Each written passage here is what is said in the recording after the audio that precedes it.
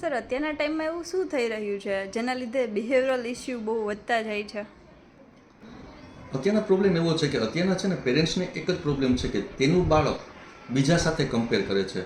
મેં તો ત્યાં સુધી જોયું છે કે તે પોતાના જ બાળકમાં બે ભાઈ બહેન છે ને તો એમ કહે છે કે તારા કરતાં બેન આ સારું કરે છે, ભાઈ આ સારું કરે છે, તું આ નથી કરી શકતી.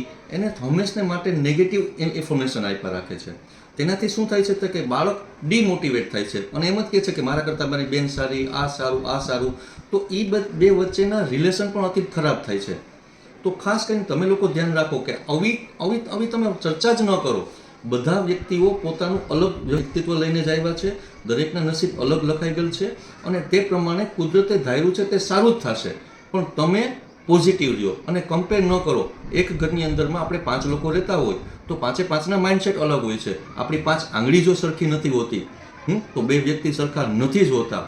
આ રિલેટેડ હું તમને ખાસ કરીને એક સ્ટોરી કહું છું કે તમે ખાસ સાંભળજો. મારી સ્ટોરી સાંભળતા પહેલાં મારી ચેનલને સબસ્ક્રાઈબ કરો અને મેક્સિમમ જે પેરેન્ટ્સમાં આપણે પરિવર્તન લાવવા માગીએ છીએ. મારો એમ છે કે સમાજ બદલે, સમાજ બદલશે તો આવનારું ભારત, આવનારી આપણી પેઢી ખૂબ સારી જશે. તો ખાસ મારી ચેનલ સબસ્ક્રાઈબ કરો. આપણા ભારત દેશની અંદરમાં 140 કરોડ લોકો છે. તો એક યાદ રાખજો, આપણને પરમાત્માએ નીચે મોકલા છે તો કંઈક કરવા માટે. આપણા ફિંગરપ્રિન્ટ પણ સાહેબ એક વ્યક્તિ કોઈના સરખા નથી હોતા. તો તમે તમારા નસીબ ઉપર, તમારા બાળક ઉપર સંપૂર્ણ વિશ્વાસ રાખો. તે કંઈક અલગ કરશે અને કરશે જ. એક વખતની વાત છે, હું રાજકોટ જતો હતો, હું અને મારી દીકરી. તો હું 80-90ની સ્પીડે જતો હતો, ગાડી બાય કાર જતો હતો. તો મારી દીકરી મને કહે કે પપ્પા જોઈ કે તમે જે કારથી સ્પીડ ચલાવો છો ને તે કારથી બીજી કાર તમને ઓવરટેક કરીને ગઈ. મેં કીધું ઓકે એમ. ફરી પાછો હું ગાડી મારી ચલાવતો હતો એમ. તો પાછું મને કીધું, થોડુંક ચાલ્યું ને પાછું મને કીધું કે પપ્પા જો તમને ઓલી ગાડી પણ, તમને ફોર્ચ્યુનર પણ તમને ઓવરટેક કરીને ગઈ. પછી પાછું 2 વખત થઈ, ત્રીજી વખત તો કે તમને જો પપ્પા આ ગાડી તમને ઓવરટેક કરીને ગઈ. એટલે મારો મગજ ગયો.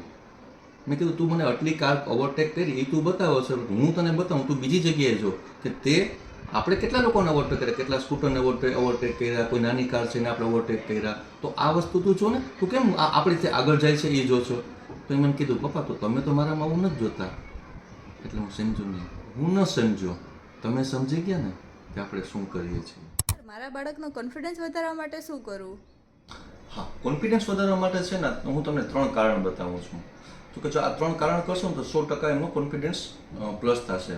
પહેલી વાત, આપણે જનરલી શું કરતા હોઈએ છીએ કે આપણે આપણા જે બાળક હોય છે ને એને આપણા રિલેટિવ પાસે, આપણા ફ્રેન્ડ્સ પાસે એની સામે એને આપણે નેગેટિવ આપતા હોઈએ છીએ. શું કે તું બહુ સ્લો છે, તું લખવામાં આળસુ છે, તૈયાર થવામાં તને બહુ જ વાર લાગે છે.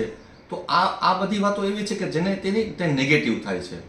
બીજું તો કે એ છે ને ઘણી વખત આપણી પાસે આવે છે કે મમ્મી મારે છે ને મેં આ એક નવું એક આઈડિયો ટ્રાય કર્યો છે, આ વસ્તુ કરી છે. તો આપણે એના પર હસીએ છીએ કે દીકરા આવું ન હોય, આમ કરવાનું હોય. એને આપણે બ્રેન ચલાવવા દેતા જ નથી. અને થર્ડ તો કે આપણે એના તમામ ડિસિઝન આપણે લઈએ છીએ કે ક્યાં એના શૂઝ પહેરવાના, ક્યાં ક્લોથ પહેરવાના છે, ક્યાં એક્ટિવિટી ક્લાસ કરવાના છે, કયો હોબી ક્લાસ કરવાનો છે.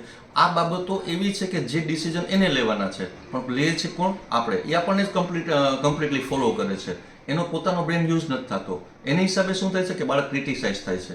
તો આ નાના પોઈન્ટ તમને લાગતા છે કે કમલ સર આવા નાના પોઈન્ટ કહે છે તો શું થશે? તો 100% તમે યાદ રાખજો, નાની વાતથી જ મોટું થતું હોય છે અને તમને રિઝલ્ટ મળશે. તો ખાસ કરીને આ બાબતોનું ધ્યાન રાખી અને એનો સેલ્ફ કોન્ફિડન્સ વધારો.